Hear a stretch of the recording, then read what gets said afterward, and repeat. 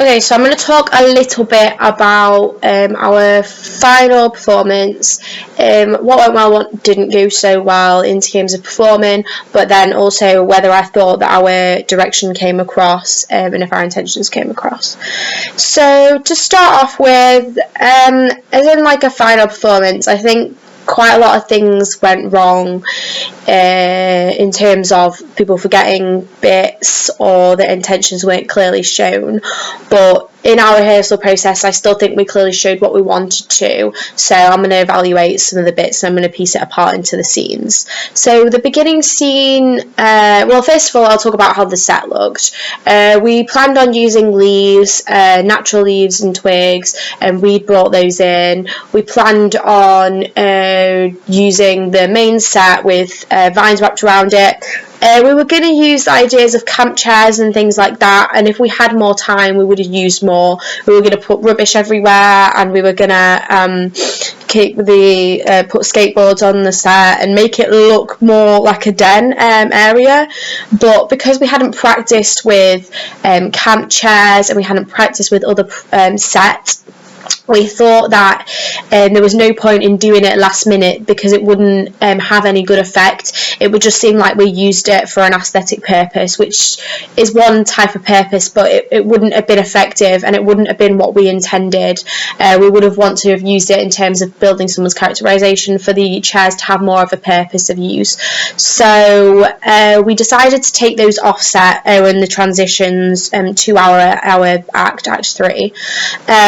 And yeah, this was mainly because we didn't have enough rehearsal time with our actual cast. We only ended up having like one full run through because our cast was as good as they were and didn't turn up fully, and we didn't really have an opportunity to do any full runs even though we'd asked them to, apart from the just before the performance. So in terms of that, there was kind of trying to do as much as we could in terms of making it as great and as polished and as like far as we could take it in direction purposes, but as well compromising a lot because our cast didn't turn up and we didn't want to overcomplicate directions if there was no one there to even direct.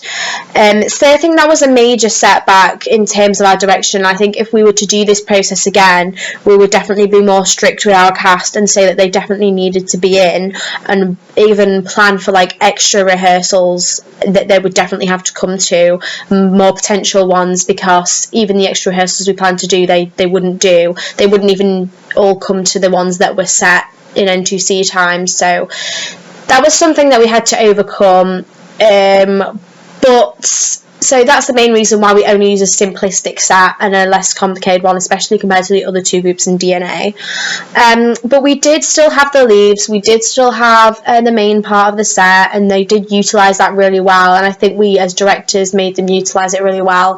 It definitely had a purpose of showing hierarchy, and subtle changes that we did, like moving Phil away from the rest of them and facing outwards towards the side of the stage. It was good to have him on the set to show that he's higher up, but also having him face away showed that he was a bit of an outsider and he wasn't really as interested in what was going on as everybody else, because he wasn't that worried, and he doesn't really get involved unless like everybody else doesn't know what to do, and then he's just like, I've got to sort everyone's mess out. So building on that, that's how our set looked. So the first scene, we came in and it was Jan and Mark.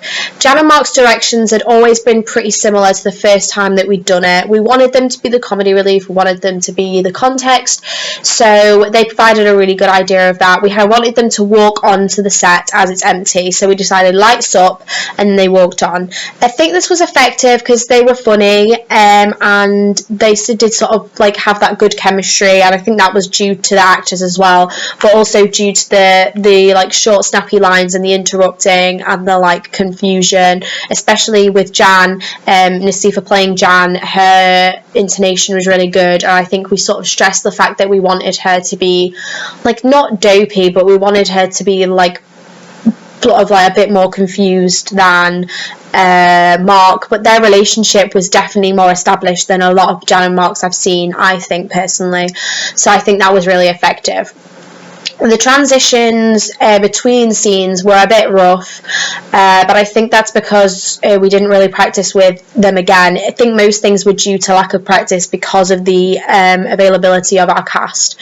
So the next transition, the lights could have gone down and could have changed earlier, but they still did it really effectively when they walked off. And I think that if it was quick and snappy, then it drew the attention more to the scenes themselves and away from the transitions, which I think was like better and more effective and what we could aim for more. I mean, if we had more time, we could have done something more with the transitions. We could have made them more interesting, but I think because we chose to go really naturalistic with this, it was just easier for them to walk on and off. And if it was quick and well organised, which I think it was, then it wouldn't draw any attention to that, and it would be more focused on the scenes. The lights often help with this, and then when you have blackouts and like low lighting for the transitions, then it just works better and more effectively. Next we had Leah's monologue. Leah's monologue I felt went better in rehearsals. I think there might have been nerves that sort of changed Vicky a little bit. We still had some of the intention that she was trying to get Phil's attention. The use of the bag at last minute that Chip had changed for us, because it said that in the script. We didn't want to add the bag in because we felt that it wasn't necessary for her character portrayal, and because we hadn't really thought about it like that. We wanted to keep it simple, but the use of the bag was quite good in the end. And when she walked on, this sort of going up and down off the set, the interaction with Phil was really clear in terms of their relationship in the final performance, and I felt like they worked really well, and definitely worked on this. The relationship between them was a lot more clear in the final performance than it was in the beginning stages of rehearsal, so that was really effective. It was mainly probably to do with like her voice, her like movements and things like that.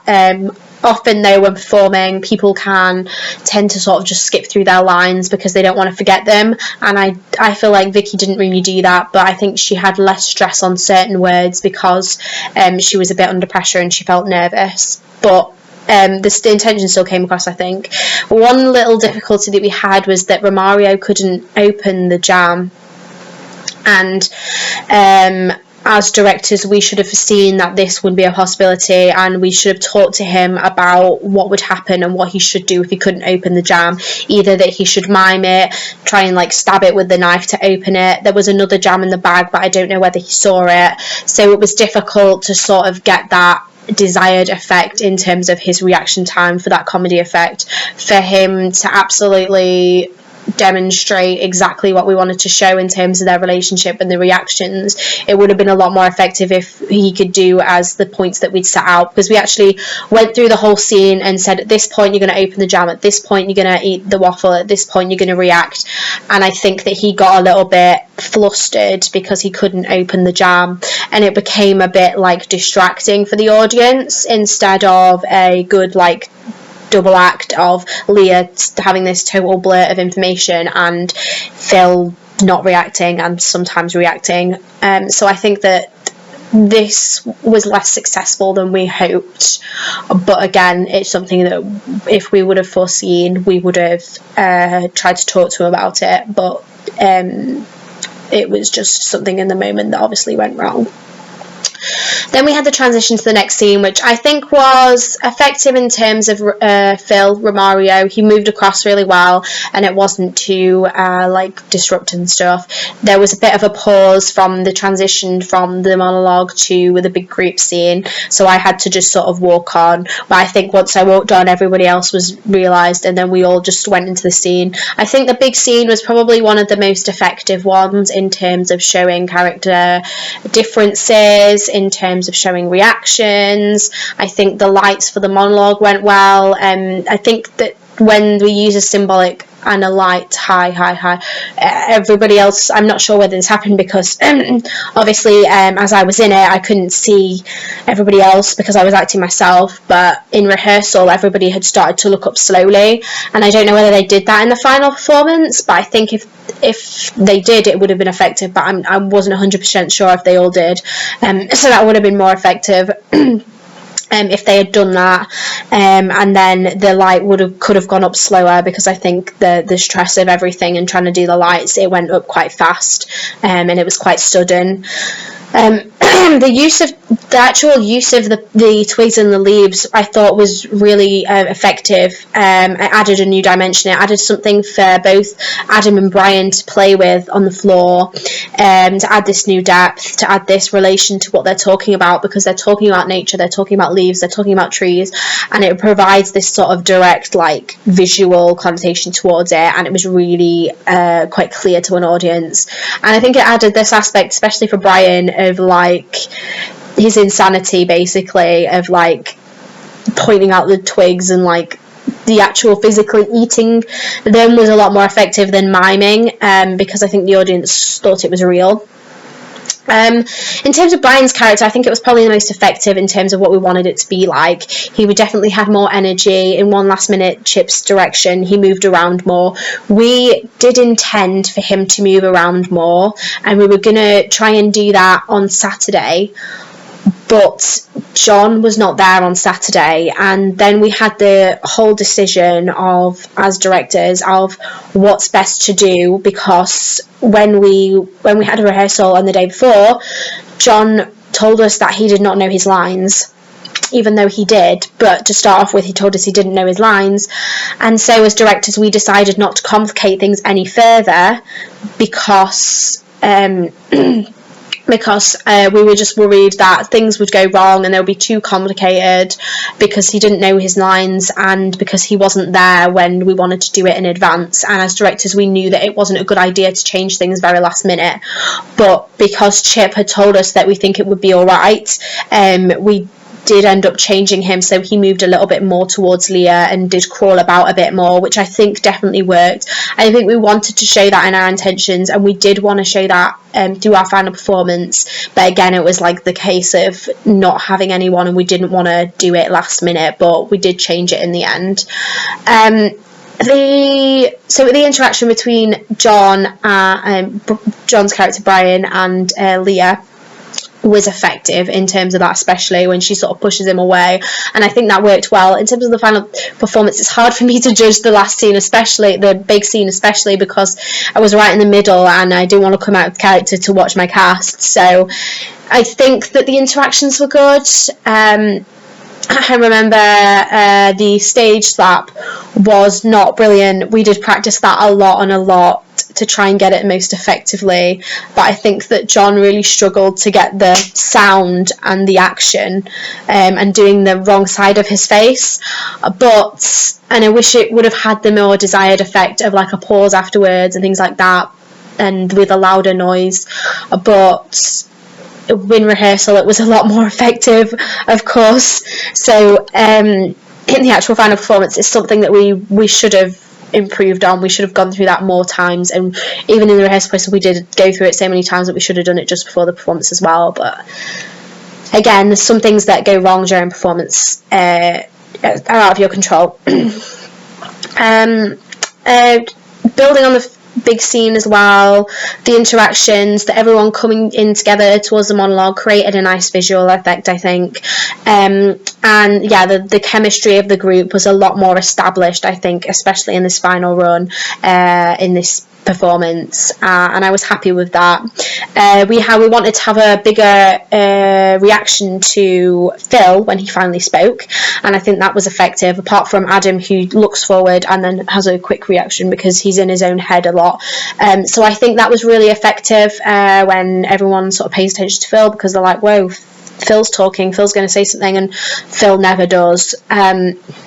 Mario did speak louder, which was really good for him, and I think that because his voice is really good and we directed him really effectively, I think, in terms of where he'd move, and we wanted them to come forward a bit, and I think that in the saying shut up to Leah was probably one of the best bits in showing his like change of character, and stuff like that. So like that was good, and with his voice louder you could hear everything just better. In terms of the bag over his head and putting bag over Brian's head, I think that worked more effectively. We started off in the rehearsal process having Brian Brian absolutely like gasping, like we told John to go extreme and he was on the floor like being strangled.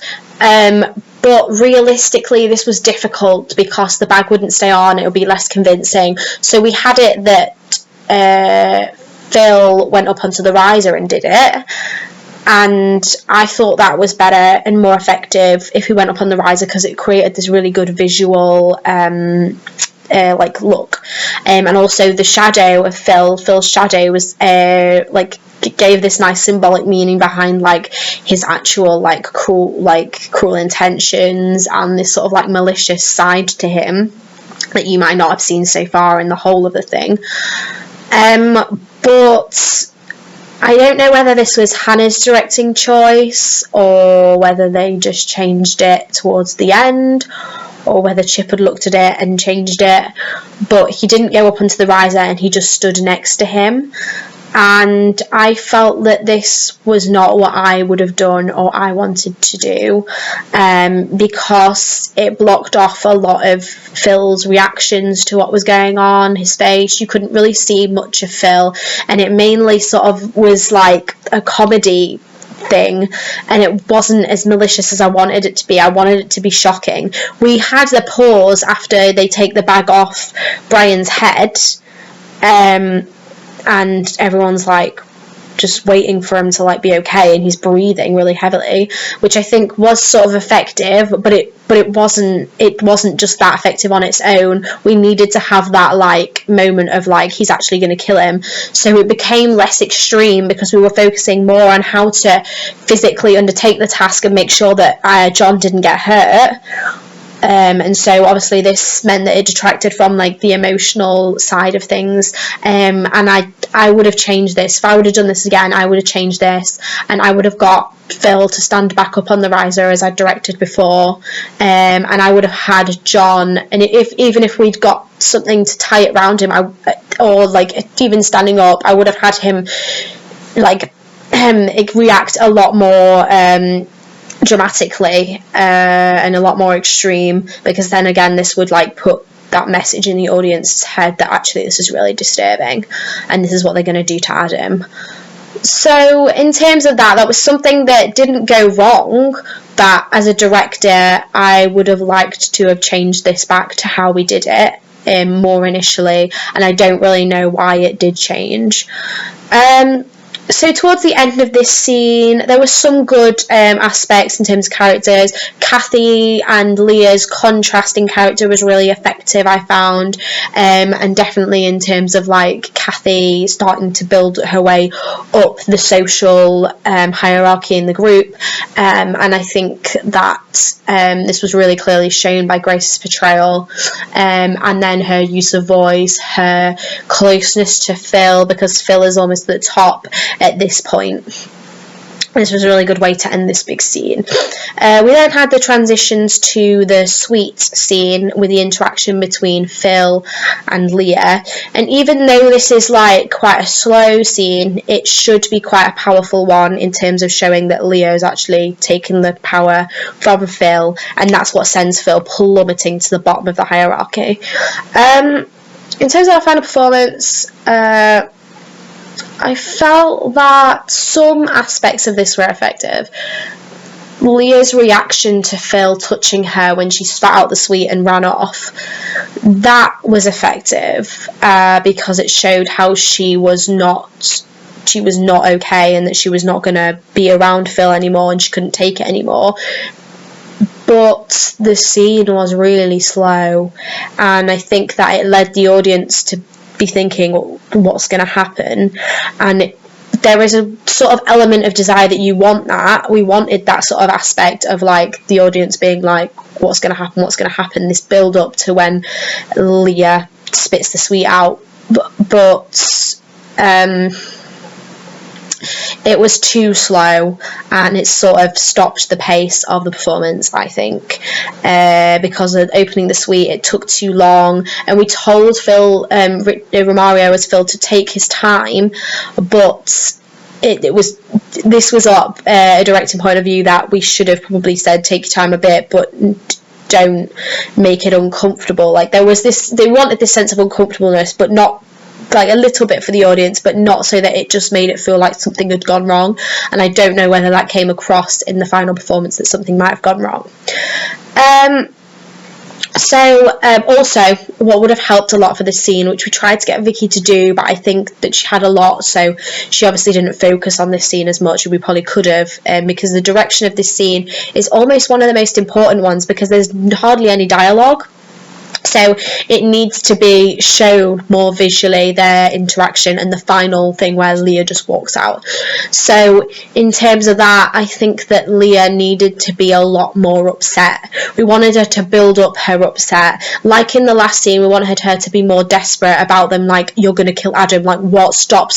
Wanted her to shout, and I think that she might have done, but it wasn't extreme as we wanted it to be. But I think there needed to be this element of absolute, like, upset, like breathing heavily. We tried to get her to change her breathing so that it sounded more upset, but it was not as clear to an audience as we would have liked. There was still this element of obviously upset. Her facial expressions were good in showing that, but there needed to be this, like, attention drawn to her, whereas all the attention was drawn to Phil. There needed to be this equal attention drawn in her reactions instead of her just waiting, which was our obviously our own responsibility as directors to do that. And if we were to do that again, I would definitely focus more on this scene. Let's move on to the last Jan and Mark scene. Just before that as well, actually, I liked Phil's when Romario says Leah, because it shows how oblivious his character is. But then I think that you can take these two, the Leah that he says twice, you can take it in so many ways to show many different things, many different representations. So we want it to be more of a comedy aspect, and we talked to Romario about this as well, actually, and he thought that as well, and about the sense that he has not really realised what he's done wrong. He's almost like totally unaware, and he's trying to go back to things as the way they were, but Leah's not up for that. And then he's just like, Leah, like, what have I done, like, why are you being like this? Because he's so used to Leah being over dramatic, but then he realises, right, like, Leah's actually not coming back this time. And that leads into the last monologue, where his character has changed so dramatically that he's just totally not in control. He totally has nothing to do. He's just sitting there like, so back to Jan and Mark, that's next. The major problem with the scene was that Naseefa did not have a phone, and I don't know whose responsibility this was. I'd probably say it was ours to make sure that she had her phone on her, but James had his as Mark. We needed her to have a phone so that she could talk with James as if she was talking off stage and on stage, and she was just reacting to start off with, and then Disney comes in. But she moved her hand like this, and in terms of like what the audience saw, it probably wasn't a big deal to them, because they don't really like, it's not a big deal, like, in terms of, oh yeah, well, it's just a phone. But for us, it was a major, like, break, because trying to keep it as naturalistic as possible, if someone is doing that, it makes it so much more unrealistic. It was like the frantic assembly pieces and the abstract theatre pieces, and if we would have told her, and if we would have realised she didn't have a phone, or it was too late to get a phone, I would have even just said, do that as if you have a phone in your hand, but never do that. And it was definitely a major issue, and we should have known that she should have needed her phone, and we should have told her that. We thought she might have already had it, but she didn't, obviously. But it was a major issue, and I think that in terms of trying to break the facade of everything that's happened, it broke the, like, realistic style, definitely. But overlooking that, because they only have the phones to start off with, their interaction was really good. It was very similar to the first scene in terms of, like, the comedy aspect, and really good in showing that Leah was never coming back. It was really effective and made sense. And I think it was really like the chemistry and everything worked really well. It was funny, it made like people laugh. I think that was our intentions in the first place. So the Jan and Mark scenes, the acting and the directing of those scenes, I think worked really well. It's just that we probably could have improved on the aspect of like the actual physical props of getting ready to go on and things like that, but otherwise I thought they were really effective. Also, talking about Jan and Mark as well, at one point Jan walked on too early and there were like some minor things that went a bit wrong, but I think that was just due to the fact that nerves got the better of people. And then we moved on to the final monologue, which was Richard and Phil on stage. Again, we didn't give him the headphones, the earphones to use, but I still think it was effective in terms of he had his hood up and he was just not interested. I guess if we wanted to make a contrast to all the other scenes, we could have had his hood down for all the others and his hood up for the final one. I think that would have had a better impact, because we already had the costume difference there. But this last scene, I felt like Phil's reactions were good, but there wasn't a lot for him to react off because the intentions of our direction did not come across at all in this final monologue.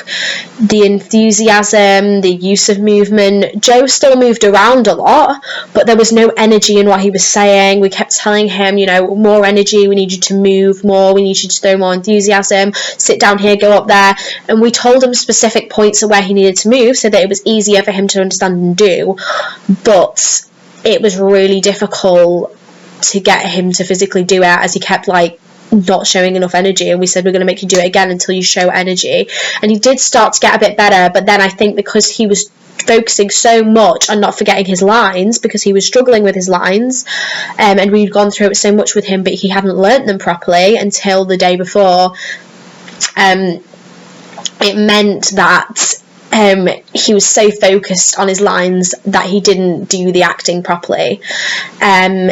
He still had the capability because we told him to move around, and the whole idea was getting him to move around was so that he had energy to move from one place to another, to show that his character is fidgety, but it didn't come across like that. It came across like he was told to move there to there to there and not take energy with it and be looking around the space and trying to change the topic for Phil and trying to get Phil involved. He still left a pause for Phil's reactions, but he should have taken more with that. So we told him, if Phil doesn't respond, be like, okay, and then carry on talking, but he sort of just looked at him and carried on, which just made it look really separated. The initial bit of using the skateboard, we obviously told him to do a bridge to start off with, but his voice sounded odd when he did it, and it was more difficult for him to do. So in use of a skateboard, we had him come on with it, obviously, but the energy wasn't there, the fall looked really fake, and it was just we'd practiced it quite a few times and we said, can you do it properly as if it was the final performance? I think that the intentions and the energy, and he tried really hard as only being a year 9, but it was difficult to get him to do what we directed him to do, especially when he didn't know his lines and he had his script on him the whole time during the rehearsal period that we just needed him not to. So the whole monologue seemed to just lack in energy. It was a bit boring to the audience, really, and I think that even though he tried, the intentions weren't shown of what we wanted to show in terms of his character, and I don't know, because it got better towards the rest of the rehearsal period, but as it got to this point in the final performance, it just wasn't what we intended at all, and it was kind of a bit of a disappointing end, I think, but as in a whole encompass, at least he didn't forget his lines and stuff, but it could have been more effective. So overall, as our final performance, our intentions were mainly shown. There were quite a few problems, obviously, as I said, the good bits were like the comedy aspects and some of our intentions, like with Brian's character, and I think that I did Adam okay. Adam was obviously different because I was doing it myself, so as a director I could just do what I wanted to do, and I'd worked through my own monologue as Adam and picked out points that I thought I should do things and the like how the character might say things, but it was a lot easier because it was me self-directing. But then with me and Hannah's input into the other ones, I think that the Jan and Mark's scenes were most successful, with some of Leah's aspects in there, and Brian definitely. But then some other aspects obviously went wrong because of performance, but then could have definitely been improved on.